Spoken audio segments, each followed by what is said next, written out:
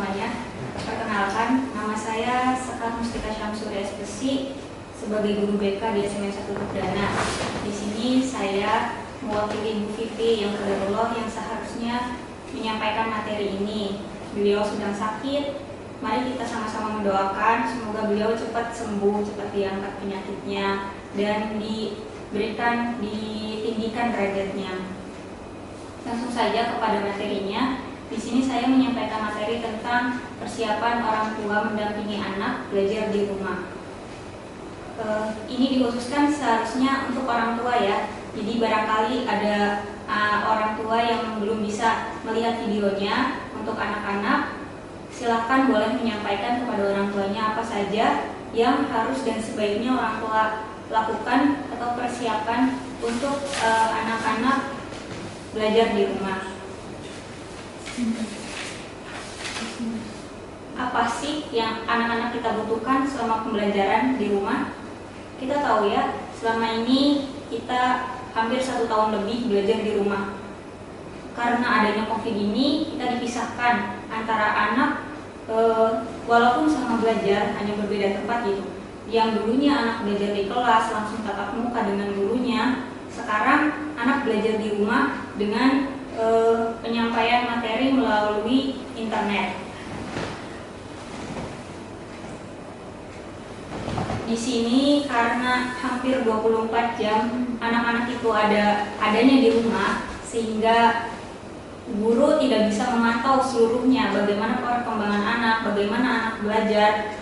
Tapi yang ada hanyalah orang tua gitu yang di rumah yang bersedia selalu ada untuk anak itu kan orang tua. Jadi selama pembelajaran di rumah 24 jam anak ada di rumah, otomatis yang selalu dipantau, yang bisa memantau anak itu kan orang tua. Makanya di sini orang tua itu berperan aktif untuk pendidikan anak juga. Tidak bisa misalnya hanya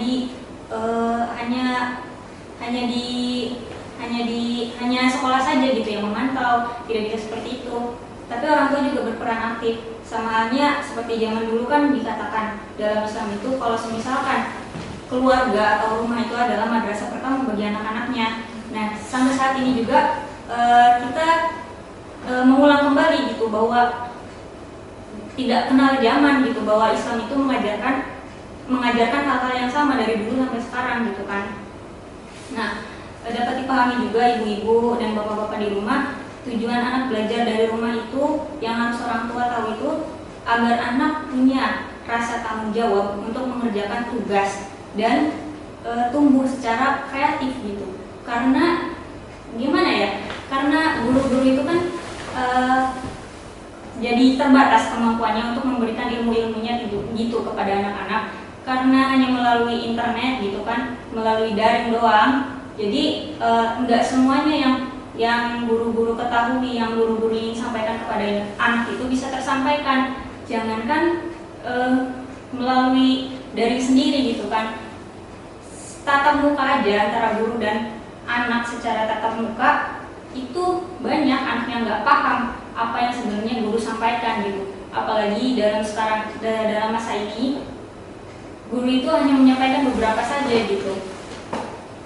Semoga apapun caranya, bagaimanapun caranya, kita bisa dapat kreatif mencari informasi-informasi, mencari teori-teori dan pembelajaran lain, bukan hanya dari guru saja, bisa dari internet, dari YouTube. Kita bisa belajar dari lingkungan, dari keluarga, dari orang tua, atau dari manapun itu. Kita juga bisa memahami orang tua yang melahirkan anak dari semenjak anak umurnya 0 sampai sebesar sekarang gitu di usia SMA. Hanya orang tua yang tahu karakter, kepribadian, dan bagaimana anak belajar, gaya belajarnya, kemampuan anak. Ada anak itu yang memiliki kemampuan belajarnya cepat memahami, cepat lupa. Ada anak yang cepat memahami, sangat lama lupa gitu kan, maksudnya ingat terus. Ada juga anak yang lambat paham, lambat juga lupa. Ada anak yang lambat paham, cepat lupa gitu. Jadi orang tua juga harus memahami karakter anak, bagaimana anak belajar, kapan waktunya anak belajar. ada gaya belajar anak itu lebih suka belajarnya itu malam, dalam keadaan hening, sepi. Jadi ilmunya atau teori-teorinya itu dia gampang masuk dalam diri dia gitu kan. Ada juga anak yang belajar itu lebih suka sambil ngemil atau sambil dengerin musik. Itu jadi bisa orang tua sekreatifnya lah memberikan apa yang anak butuhkan gitu ketika belajar. Kemudian daripada itu sebelumnya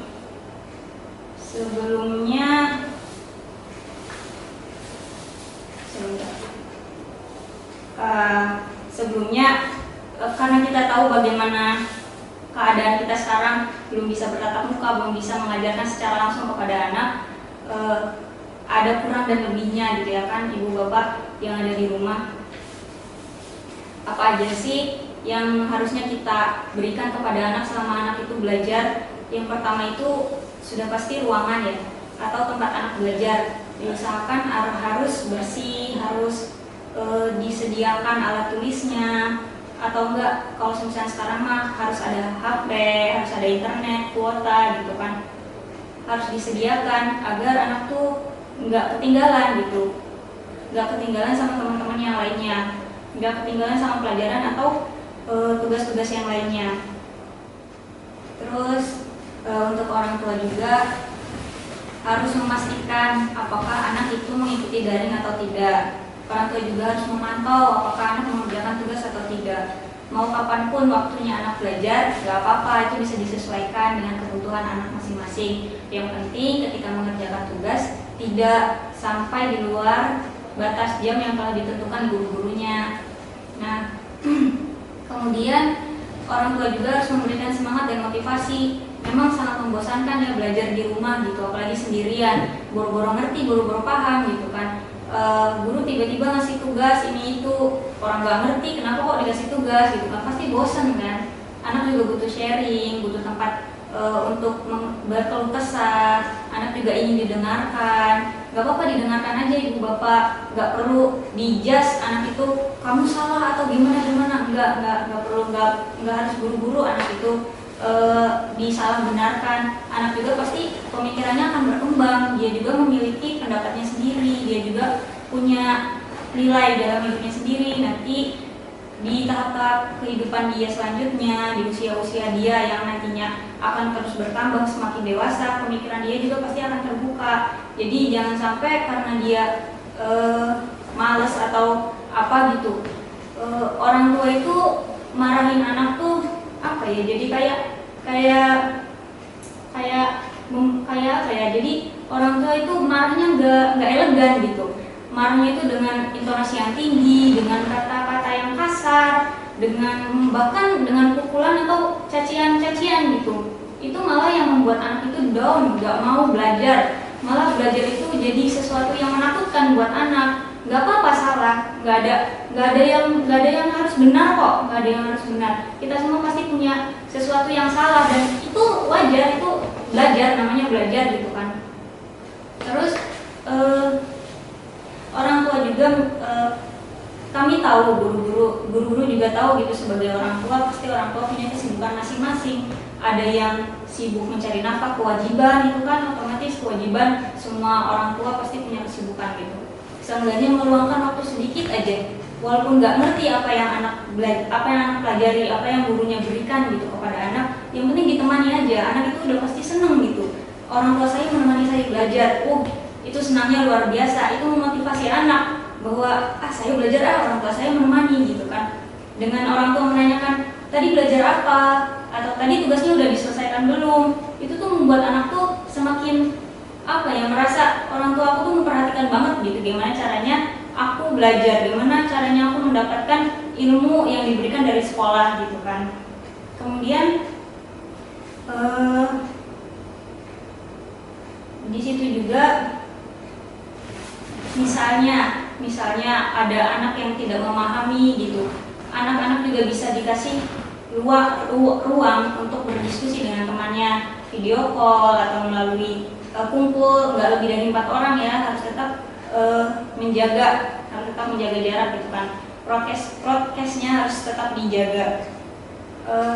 Dari situ juga anak bisa belajar berdiskusi, bersosialisasi. Sebenarnya ibu bapak yang ada di rumah, belajar itu nggak harus di sekolah. Belajar itu bisa di mana aja. Belajar itu bisa kita belajar dari lingkungan, dari orang-orang, dari manapun. Pendidikan itu nggak cuma nilai kok. Nggak harus anak kita itu dalam semua pelajaran memiliki nilai yang bagus, enggak. Anak itu memiliki kemampuannya masing-masing. Ada anak yang memang suka matematika, ada anak yang nggak suka matematika tapi dia suka dalam pelajaran kesenian, bernyanyi atau menari, joget gitu kan. Nggak apa-apa, itu anak punya bakatnya sendiri, jangan dipaksakan. Nah, jadi itulah Bapak Ibu dapat kita pahami ya bahwa nilai itu nggak menjamin kesuksesan anak. Ya pendidikan zaman sekarang yang penting anak bisa absen dan ngerjain tugas aja sesuai dengan jadwal yang telah ditetapkan aja, itu udah apresiasi banget buat ibu-ibu guru di sekolah. Yang terpenting juga ilmu yang kita berikan itu bermanfaat bagi anak. Anak bisa menjadi karakter yang baik, sopan, bisa menghormati orang tua yang ada di rumah, guru-guru yang ada di sekolah, dan di lingkungan mereka ketika mereka main gitu. Nah, itu saja yang bisa saya sampaikan. Mohon maaf sekali masih banyak kekurangan. Wabillahi taufiq wal hidayah. Wassalamualaikum warahmatullahi wabarakatuh.